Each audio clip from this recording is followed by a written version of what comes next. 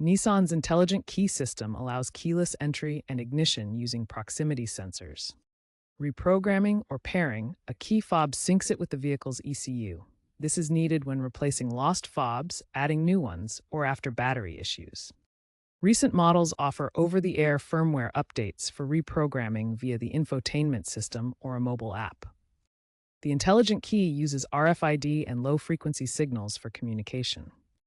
Reprogramming involves the ECU entering pairing mode, allowing the fob to transmit its unique ID for encryption and storage.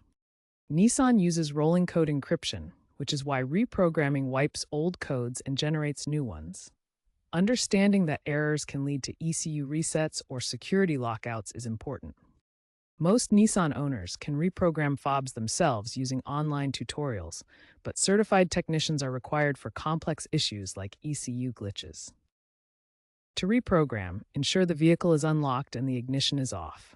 Have all key fobs ready. Insert the master key into the ignition, turn it to the on position. Within 10 to 30 seconds, press the lock-unlock buttons on each fob. The system confirms with horn beeps or light flashes. Cycle the ignition off to save settings. Note that 2050 Plus models use a sequence like holding the brake pedal and pressing the start button.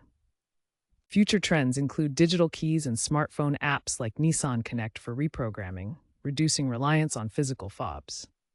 Expect fully biometric or AI predictive systems where keys learn user habits. DIY reprogramming can save $100 to $200 compared to dealer services, with high success rates for newer models, but always verify steps with your specific model for accuracy.